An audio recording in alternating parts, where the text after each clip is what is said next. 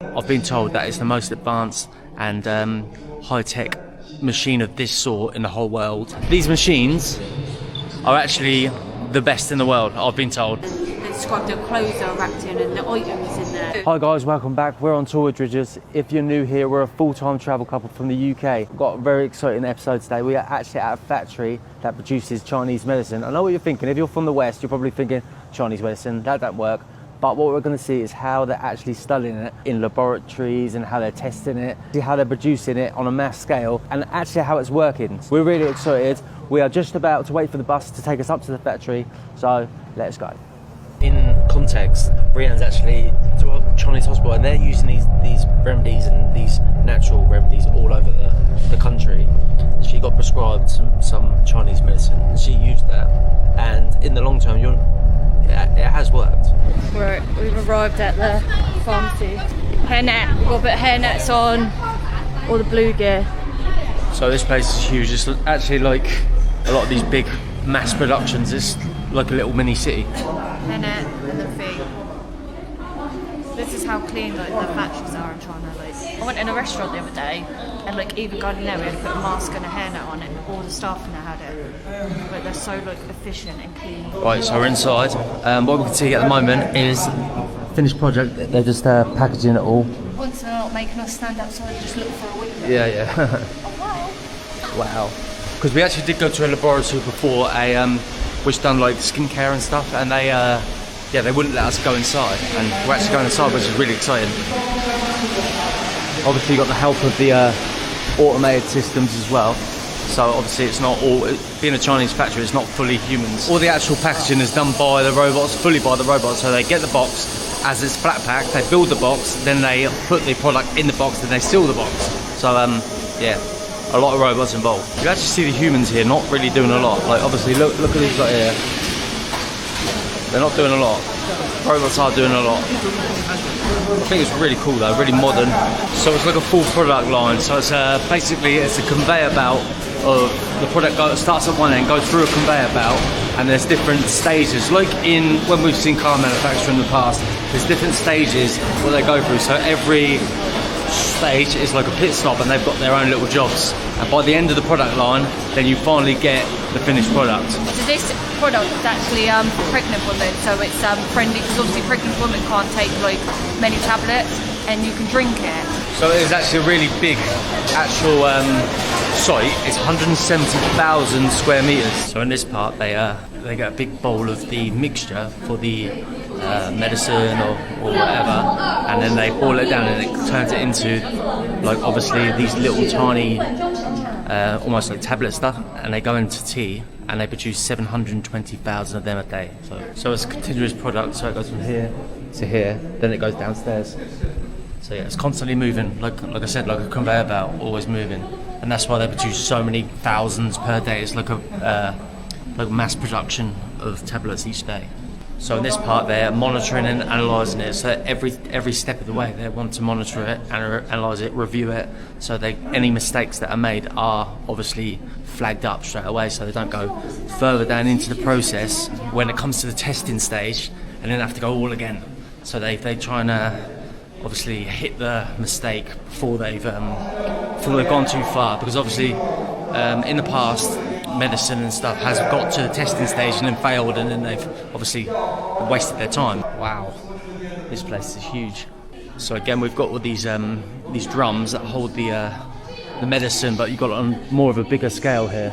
So this machine here, it's a little bit intimidating. It's huge. It's got full of different pipes and stuff.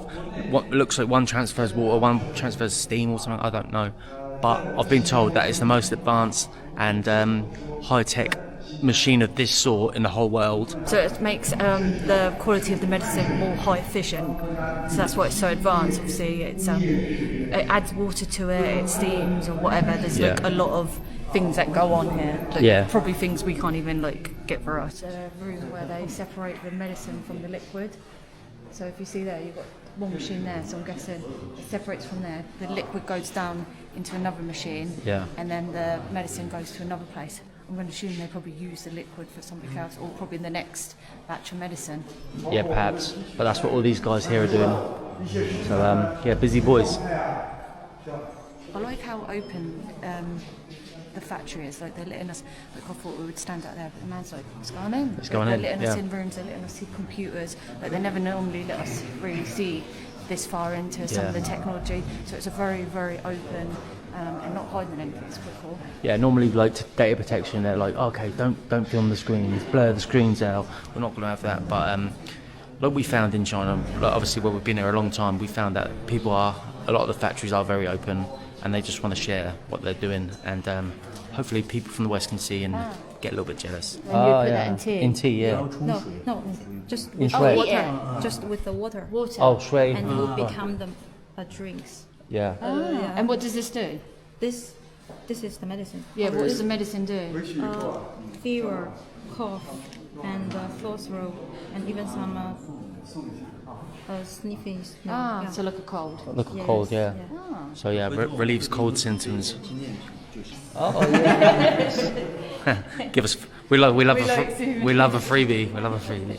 We're going to get some to try, which is quite handy because travelling sometimes you get knackered and immune system gets weak, so we do get colds and that. Yeah. So it'll be handy to have on our travels. We can actually let you know the benefits of it if it works, but I feel alright at the moment, so I couldn't really tell you. I can tell you about the taste. So just here, he's showing us how they produce like the electricity. So that was the first figure there, 124, is the electricity from during the daylight, so 12 to midnight, and then the next figure, 74, is the money they've saved on it. So normally you'd buy it from a company, but where they're producing it themselves, they're saving money.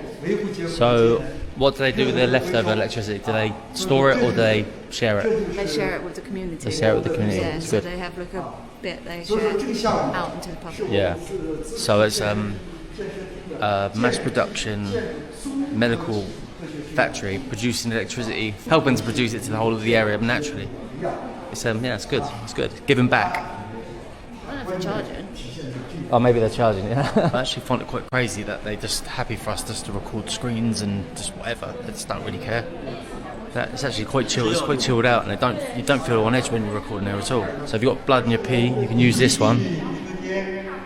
But this one's like it's a tablet rather than what we saw earlier, the powder. I think it flushes your system. Flushes you out, yeah. So it's probably more of like I think you call it a Direlect, where it makes you pee, like dandelions and stuff. Bossman. 好，谢谢。谢谢。 Next stop, I have no idea. I don't know what we're doing or where we are.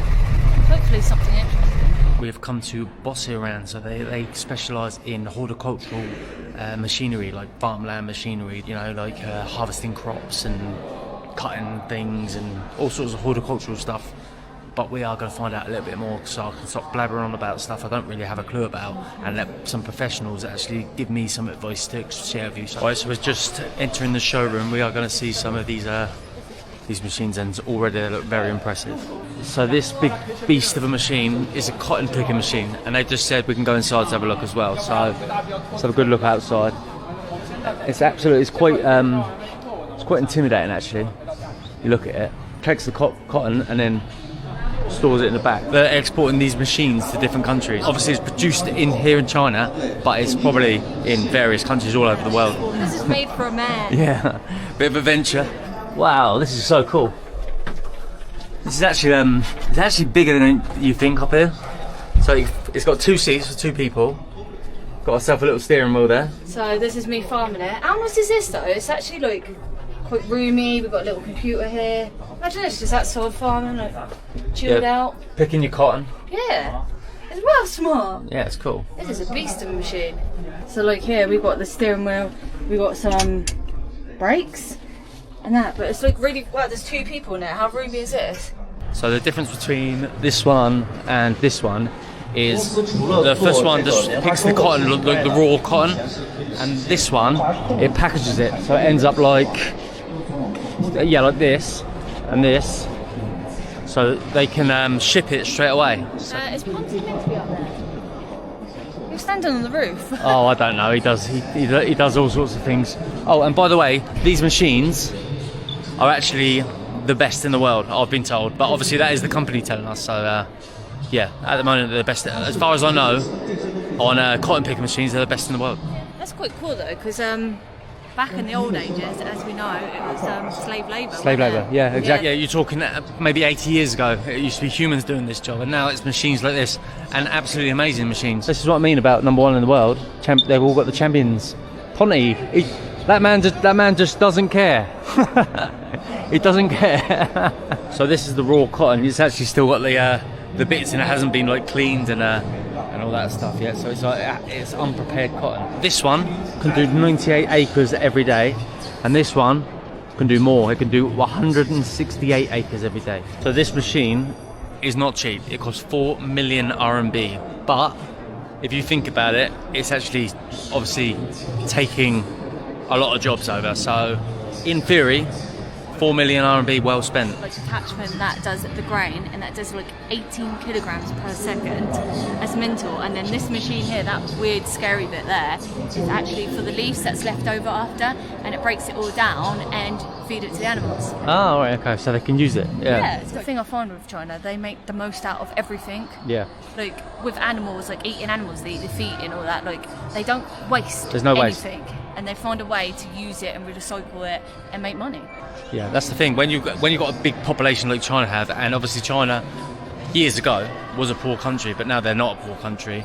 They've always had the mentality to use everything, use every resource, and yeah, that's why they do eat chicken feet and they eat duck heads and all that stuff, because it's using using the most out of what they've got, and it's the same with their agricultural stuff as well. They're using everything, and obviously they have got a lot of livestock to feed as well. So needs to be enough food for all the people and all the livestock. So there's no point wasting things. You think, how did you do farming on a mass scale before this technology? It's probably changed everything really. So the flags above are all the countries they cooperate with. So I do see England, well, United Kingdom, and so not all the countries they have the actual machines with them, but they do share the technology with that country, and maybe they manufacture their own machines based on that technology. We are actually in the factory now. Obviously, it is very quiet. It is lunchtime, and everyone's on lunch. Sod's law. They've told us that they can make a machine, like these really advanced machines that you've seen, in only 2.5 hours to make a machine, which is absolutely mind-blowing, to be honest. It's the only factory that's sort of, it's half humans, half robots. So it's not, as we've seen in the past, when we've done these car factory tours, we've seen that they're fully automated, or they're 90% automated. This one's, 50%, but obviously the robots do play a massive part in producing these vehicles so quickly. Yes, lunchtime. I'm starving. It's 2:30. Yeah. But I think we've got a long day. It looks like we're out to 11. I've noticed a little bit of a pattern. So it's a long break between breakfast and lunch, and then lunch and dinner is really close together. So don't eat too much for lunch. Balls of soup. Balls. Balls. I like balls. You don't like soup. No, but I do like balls. Oh god. Oh wow. This is it. Wow. Look at this. Barely sat down. We've already got food. Right, so we've just been told this soup is called shui soup, and it belongs to the Jiasha ethnic group, which is an ethnic group in this region. It's really traditional, and you can try it. Some bread, some pickled veg, but it does look unreal. Smells amazing. It does literally smell amazing. Ben's going straight in. Go straight in, yeah. I don't know what each individual thing is, but I'll try each thing and I'll try and explain to it the best I can.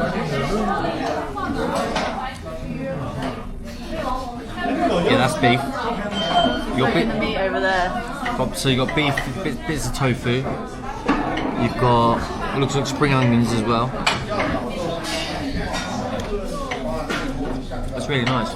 We've also got some spicy sauce and soy sauce there. What are you going to jazz it up? Yeah, I'm going to zhizh it up, as I say. Is that like? Yeah, Is that how you're doing it? So basically it's like dipping a bread roll in soup. I would have actually picked it up and ripped it and dipped it in, so it's lucky that someone showed us. Yeah. We're actually about to go inside a museum. I'm not actually sure if we can record in here, so play it by ear, alright? Right, so it turns out we are allowed to film inside. and this is an absolutely beautiful building. So let's go and check out what is going on. But apparently there's a really famous mummy in here. So I'm interested to see what this museum's all about. So it's a dry corpse expedition. So in layman's terms that means mummies, or like dead corpse. So we've got to be respectful here, because these are like real dead people. Right guys, just been through it.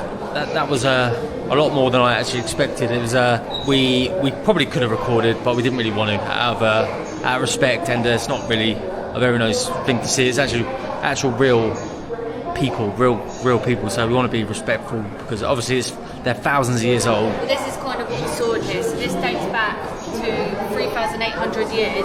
So we had the beautiful lady that was at the beginning, and then it works all the way. We've got like children, babies, like less and less, and we get to dynasties, which is obviously earlier on, and then ending with ones there. But it's quite really weird. Like some of them, they had description there. Some of them like said they had tattoos, and they described their clothes they were wrapped in, and the items in there. And babies as well. Babies, yes. It said baby up here. It was under one. So it was quite like mental to see. But interesting. Interesting, but I hope I don't have nightmares. Alright, next stop is Silk Road Show. Looks like everyone's waiting to film us when we get off, so here we go. Hello! Got a welcome dance. Up for a bit of dancing, aren't you? Better get dragged in again. Like yesterday, if you watched the last video, me and Ponty were dancing, and it's going to be us two again, probably. I don't know what's going to happen. I think tonight I'm shy. The ladies need to dance. Yeah. No, Today no. I'm shy as well. I'm shy as well, yeah. Beautiful lady. What a nice welcome. It's a drama, is it? Oh!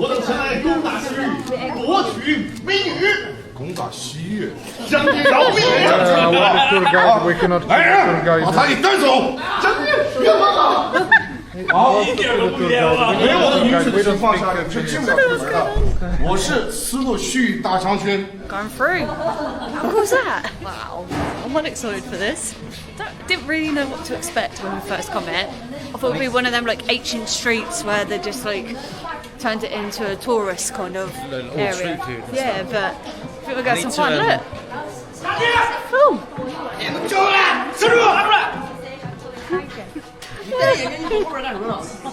What's that? Yeah. We just got given something. Oh, is he looking for some money or something? Bye. I love this. This is well fun.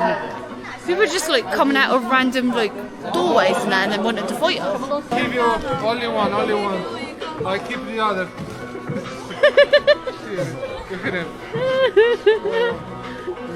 It's not big enough. My wallet.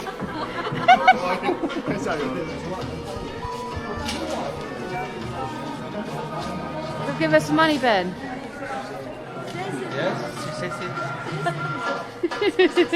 Oh, got some money. Let's go shopping. I mean, there's shops as well, and then there's like loads of interaction stuff going on. Like each shop you go past. The casino. Let's go to the casino. Yes, I just gave my money away. We're gonna finish the money instantly now. We'll lose it now.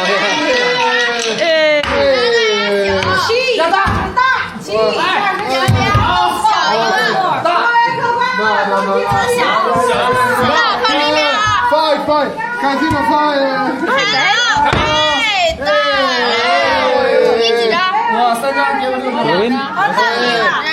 Give me my money. I don't understand what's going on here. This is mental. Oh my god. What is this? What? She's going to swing down. It's going to be a show like all around us now. This is well cool. Where should we stand? Anywhere? Hello.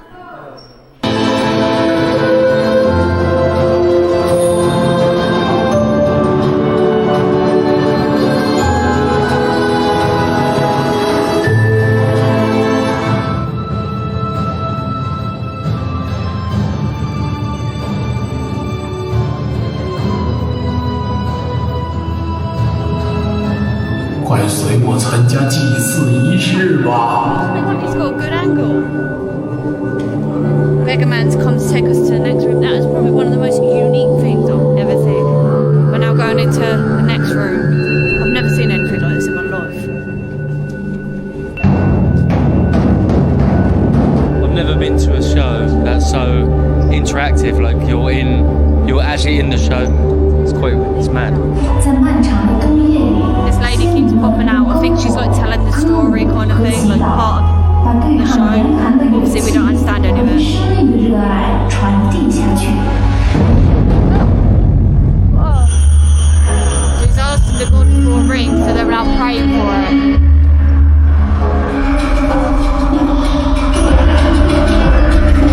Ceiling's come down.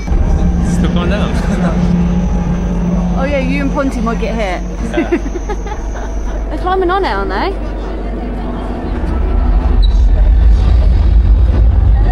What the?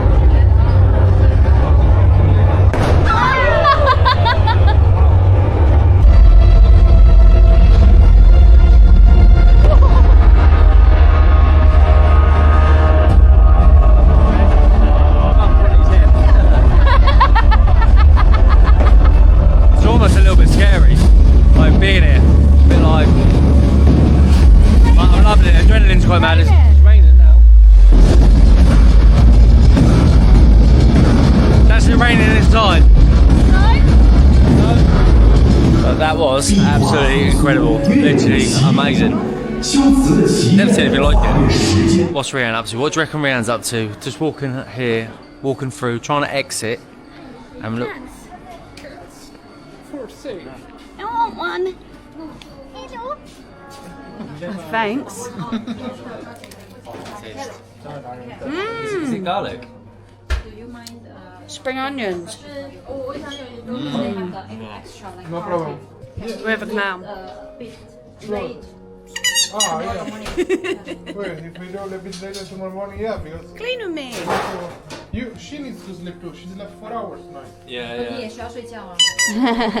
We need to rest, don't we? Yeah. Yeah. Alright guys, that was one of the best performances I've ever seen. We just watched one more show and again it's like a live performance, we're in it and the action's all going around us. We're getting told a bit of the storylines but it's a bit hard for us to know what's going on the whole time because obviously it's in Chinese. But with all the stunts and everything, the lights and the music, it's fantastic.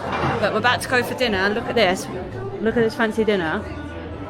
It looks unreal, but you're gonna have to wait for part 2 because this video is already long enough. So make sure you follow us along. We've got like a whole night planned, like a party and all that.